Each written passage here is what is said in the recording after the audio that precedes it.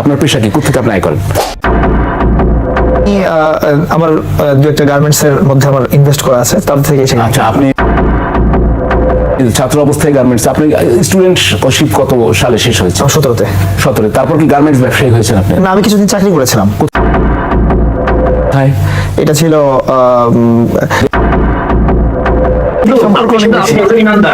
আপনার সুন্নতি লেবাস, আপনাকে একদিন আল্লাহর কাছে জবাবদিহিতা করতে হবে।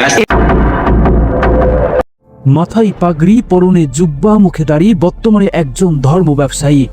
কারণ আমরা বাঙালি নবীর সুন্নতকে ভালোবাসি, আর সেই সুযোগ কাজে লাগিয়ে এ ধরনের সালাউদ্দিন আকন্দ বা তানভীর ফারাবি হয়ে ওঠে এক সময়ের সালাউদ্দিন গাজী।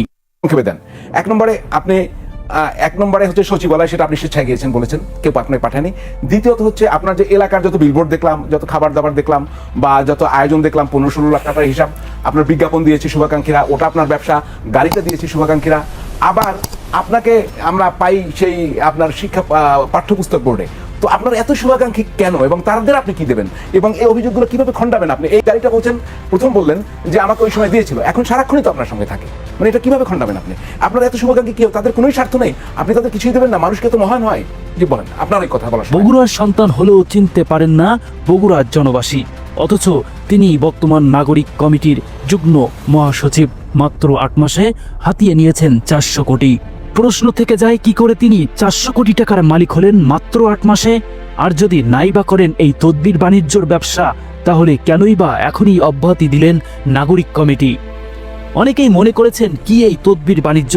ডিসি অফিসে নিয়োগ, স্বরাষ্ট্র পরিদপ্তর, স্বাস্থ্যসেবা, পরিবেশ, শিক্ষা, স্থায়ী সরকার এবং বিএএসএ সহ বেশ কয়েকটি মন্ত্রণালয়ে নিয়োগ বাণিজ্যে হাতিয়েছে এই 400 কোটি। তবে এত কিছু করার সাহস কোথায় পেল, কার মাধ্যমে সে এই সুযোগ হাতিয়েছে? বিষয়টি নিয়ে 21-এর টকশোয়ে তর্কে বিতর্কে এক পর্যায়ে লিপ্ত হয় গণ অধিকার পরিষদের রাশেদ খানের সাথে। সূত্র মতে জানা যায়, তিনি এনসিবি সদস্য সার্জিস আলমের ইন্ধনে, অর্থাৎ সরাসরি যোগাযোগের মাধ্যমে এমন কাজে লিপ্ত হয়েছেন এবং সার্জিস আলমকে একটি গাড়িও উপহার দিয়েছেন ইতিমধ্যে। তানভীর সাহেব, আপনার সাথে আসলে সার্জিস এবং হাসনাতের সম্পর্ক, এটা কি সত্য নাকি মিথ্যা, নাকি কোনো যোগাযোগই নাই? স্বাভাবিকভাবে যেরকম অন্যান্য সমন্বয়ক বা নেতাদের সাথে সম্পর্ক, ওই রকমই সম্পর্ক হয় আমার তাদের সাথে। আচ্ছা, আপনাকে এনসিপি তে যুক্ত করার ক্ষেত্রে রেফারেন্স করেছে কে কে? আমি কিন্তু জানি না, এখানে মিথ্যা সত্যের কোনো ব্যাপারই না।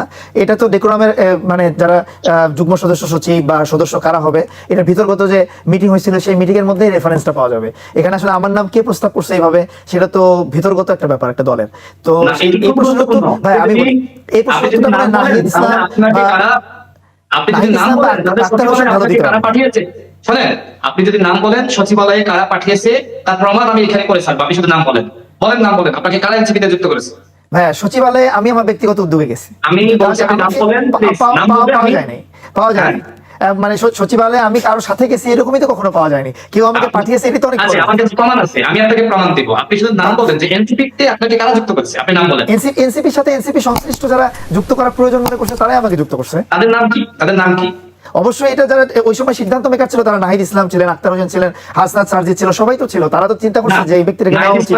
নাহিদ ইসলাম আক্তার আপনার ব্যাপারে জানতেন না, আপনার ব্যাপারে দুজন ব্যক্তি জানতেন। সেই দুজন ব্যক্তি আপনাকে দলে যুক্ত করেছে এবং সেই বিষয়ে আপনাদের যে মিটিং, সেই মিটিং এ আলোচনা হয়েছে এবং আপনাকে যে দুজন যুক্ত করেছে তাদের একজন কিন্তু মিটিং এর কোনো খবর ভাই বাইরে যাওয়ার কথাই না। তাহলে হচ্ছে ভিতরগত কোন কোন কোন লোকগুলো আপনাদের কাছে সেই খবরগুলো দিচ্ছে, এগুলো একটু পরিষ্কার হওয়া দরকার আজকে এখানে। যে কোন ব্যক্তিরা ভিতর থেকে এই খবরগুলো দিচ্ছে যে বাইরে আপনারা জানতে পারতেছেন। গণ অধিকার পরিষদের আপনারা ডেকোরামের প্রধান, আপনারা নাগরিক পার্টির ডেকোরামের মিটিং এর খবর পেয়ে যাচ্ছেন। তো আসলে এটা ভালো, আপনাদের সাথে আমাদের আর্থিক সম্পর্ক নেই। আপনার সুন্নতি লেবাস, আপনাকে একদিন আল্লাহর কাছে জবাবদিহিতা করতে হবে। আজকে হয়তো বলছি ভাই, এই জন্যই আমাকে চিন্তা এরকম না, আরো অনেকেই চিন্তা, আগে থেকেই চিন্তা। আপনাকে দুইজন ব্যক্তি এনসিপি তে যুক্ত করেছে, দুইজন ব্যক্তি, আপনাদের মিটিং এ আলোচনা হয়েছে। আপনি নাম বলেন ভাই, আপনি আমাকে বলেন যে আপনাকে এই মিটিং এর খবরটা কে দিল। আপনি বলেন আমি একটা বিরোধ। আমরা রাশেদ ভাই আপনার কাছে যাব, তার আগে তানভীর আপনার কাছে একটু প্রশ্ন করতে চাই। এই যে গাড়িটা আমরা দেখছি, এই গাড়িটাকে এখনো আপনি ব্যবহার করেন? আমাদের এখানে কি গাড়িতে এসেছেন? আপনাকে তোমার গাড়ি পাঠায়নি, এটাতে আসছে, এইটাতে আসছেন। তো ওইটা হচ্ছে মহাস্থানগড়ে, বগুড়ায় গেছে। গাড়িটা একটু দেখেন, এই গাড়ি আপনার শুভাকাঙ্ক্ষী দিয়েছিল, তো এখন এই গাড়ি আপনার সঙ্গেই আছে না? আমার যখন প্রয়োজন হয় তখন তার কাছ থেকে। তার কি আমরা নাম জানতে পারবো? আপনাকে কেন উনি এই গাড়ি দেয়, কি তার লাভ তাতে? কোনো লাভই না, আসলে তার যখন ফ্রি থাকে তখনই আসলে ব্যবহার করি, যখন হয়তো এলাকায় গিয়েছিলাম তখন নিয়ে গেছি, তখন আবার ঢাকায় ব্যবহার করছেন কখনো প্রয়োজন হলে ব্যবহার করি। মানে গাড়িটি কি বগুড়ায় থাকে না ঢাকায় থাকে? ঢাকাতে থাকে, আবার বগুড়ায় যখন যান এটা নিয়ে যান? সবসময় না। তাহলে আপনার এই শুভাঙ্গী মোটামুটি আপনার যখন প্রয়োজন গাড়িটি দেয়। হ্যাঁ। তো রাশেদ ভাই তো লাইনে আছেন? জি আমি আছি। জি, আপনি আলোচনাটা তো ওই জায়গায় নিয়ে যাচ্ছিলেন, তো এই গাড়িটার ব্যাপারে উনি বলছিলেন যে এই গাড়িটা এটা আগের ঘটনা, কিন্তু আপনি সেটি হচ্ছে আমি জানি এটা মহেস্থানগড়ে উনি গিয়েছিলেন এই গাড়িতে, প্রথম বলেছিলেন তার এক শুভাকাঙ্ক্ষী দিয়েছিল, এবং এখন হচ্ছে আমাদের অফিসে যে গাড়িতে এসছেন এই গাড়িতে এসছেন, এবং উনাকে মোটামুটি যখন ওনার ফ্রি থাকে এবং উনাকে যখন প্রয়োজন হয় উনি দেয়।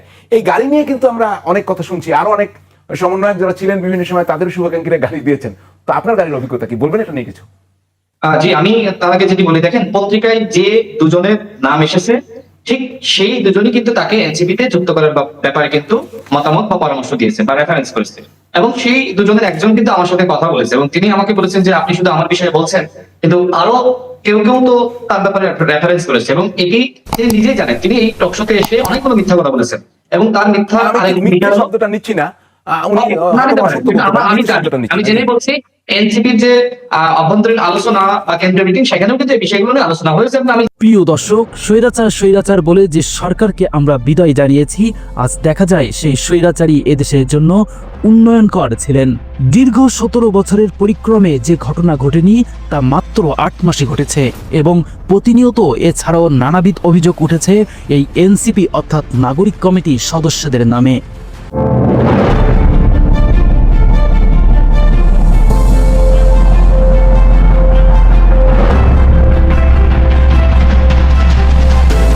সে বালানা হ্যাঁ, সুর হ্যাঁ, দুর্নীতি হ্যাঁ, বালানা হ্যাঁ, অনেক কিছু হ্যাঁ বালানা।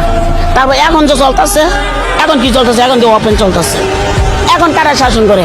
এখন কে আসে? কেউ আগে প্রতিবাদ করার লেগে? কেউ না। আমার লেগে আওয়ামী লীগ আগেও ভালো ছিল, আমার শেখ হাসিনা আগেও ভালো ছিল, আমার লেগে আওয়ামী লীগ সরকার আমাদেরকে বাড়ি ঘর দিয়েছে, যে জন্ম দিয়েছে সেও দিতে পারেনি। হাসিনা সরকারকে পুনরায় ক্ষমতায়